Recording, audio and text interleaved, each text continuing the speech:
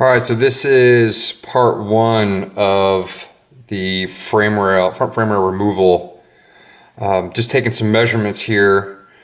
I got out my tram gauge and I've been trying to figure out how I'm gonna, one, measure where they're at currently, which I know is slightly off, and two, what I'm going to do to put them back on as far as measurements are concerned. And what I'm trying to do is figure out a way to go ahead and just remove them from the car completely, the whole front clip, so I can tear some metal apart, clean it up, and put it back on.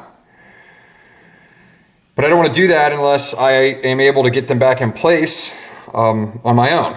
So I've been playing around with the tram gauge, and since previous episode for the floor supports, we got them exactly where they needed to be on the car. Looking up here, so again, everything's based off these holes right here. So, the Ford service manual has a measurement that goes from the hole here, 64 and 5/8, all the way to the front edge, okay? Now that front edge is this. However, when I measure the front edge on this one from the inner part of its metal to here, and I measure that, and then I measure it over there, I get two different numbers, like off by like a 1/4 inch. So, I'm not entirely sure if maybe, actually, I did measure it from here to here, and I did something on this other side, and they're off. So I can't use that Ford service manual as a measurement, because either one's right and one's wrong, or they're both going to be wrong. So I can't trust that. So I switched back to the Liskey diagram because I knew it had a diagonal measurement, which is point H, goes from the driver's side floor support hole to the passenger side elongated hole. Now, I know I said before that I'm not very trusting of this. However, I measured it and I'm really close. And I'm going to double check on my buddy's fastback, and we'll measure his as well. But for the time being, I think I'm okay with this measurement. So again, point H is 66 and 3/8. So I come down here and I read point H and I get 66 and 3/8. And then there's also a note up here saying J. So I also look at J and I get dimensions using the elongated hole, gauge hole, are from the rear center edge of the hole.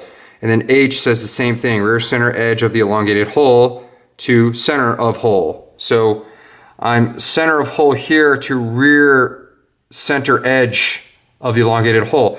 So I took my tram gauge, it's currently underneath the car, I leveled it out, I got the measurements on it from tip to tip, and I was able to center in the back. It's kind of hard to do by myself, but I was able to do it.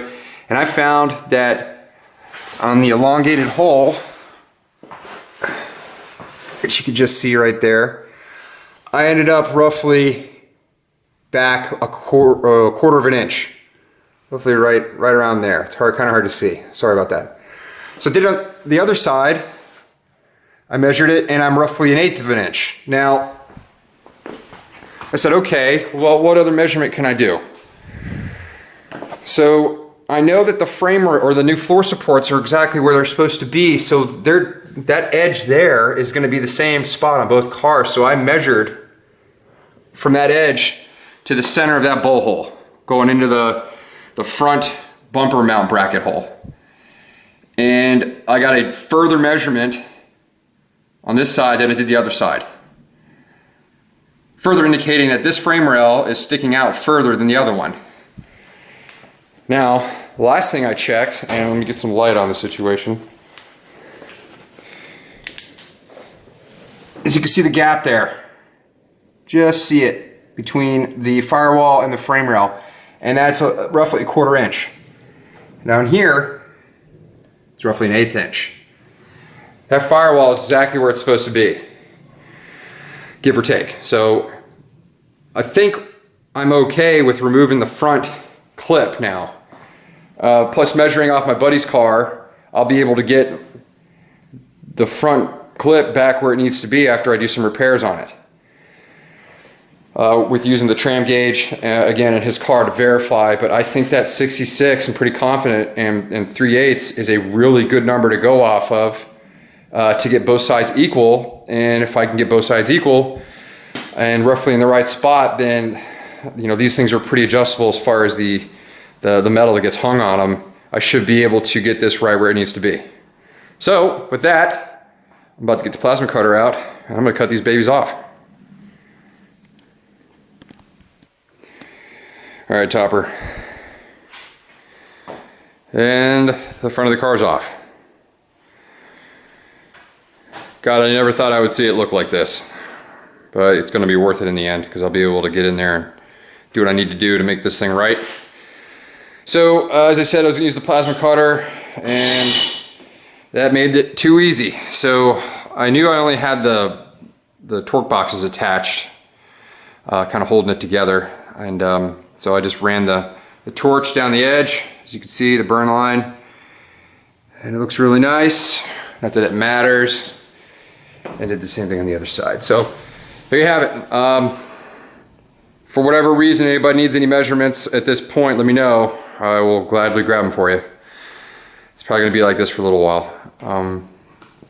It's going to give me a lot of opportunity to get up in here and treat and clean up a little bit more behind the dash, and do some repairs along the upper part of the dash, get rid of those old welds, clean it up, hit it with some weld through primer, and just get the prepping going. So I'm not too nervous about this, a little excited, which is pretty cool. So enough of that, let's take a look at it. So carrying this thing out by myself, it was pretty heavy. I ended up jumping inside of it and holding onto the sway bar brackets and then leaning back by my back here, and that kind of balanced everything, and I kind of just did a counterclockwise twist and then walked it over and set her down on the jig posts that I have for it. So I'm going to take my time, clean this up. Probably not going to separate the fender aprons just yet. I'll probably wait till I get that back in the car and then make sure the fenders are where I want them to be.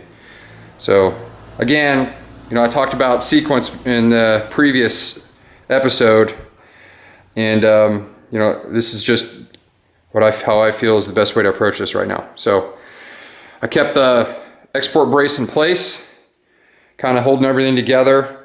Got the original cross member in place as well, so when I put this back together, it shouldn't be too hard. I did measure between the rails, a little over 27.5 inches on each. So, and that was front and back, so they're in there somewhat square.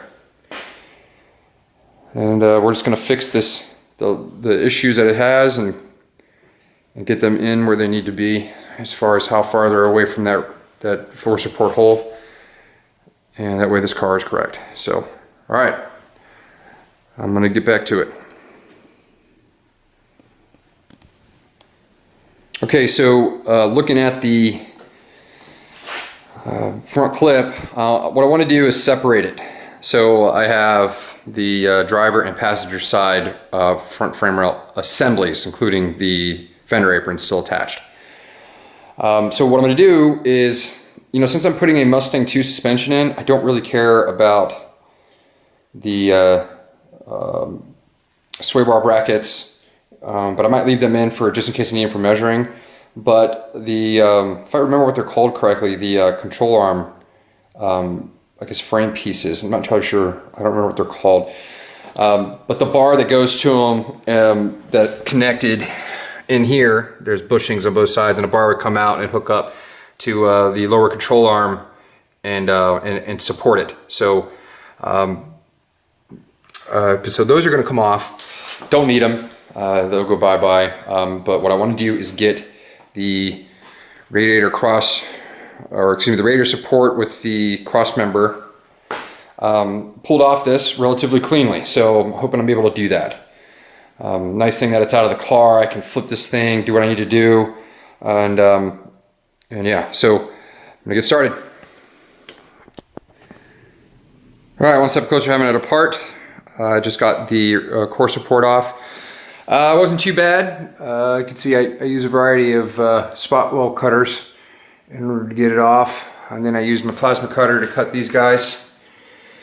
I tell you, that 30 XP, that thing does a wonderful job for how tiny it is. So as you can see, good. And then there's the core support that can be reused. So, all right, I'm gonna go ahead and get the rest of this apart, and yeah, all right.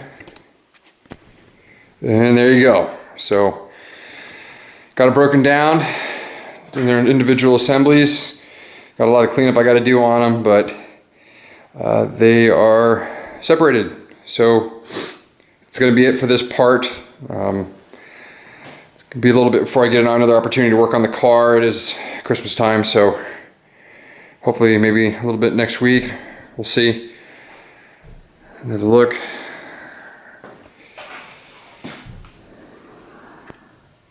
Pretty interesting seeing the car like this.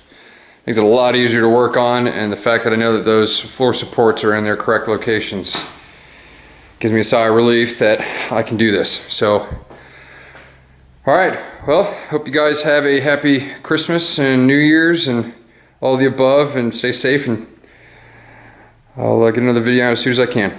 Thanks.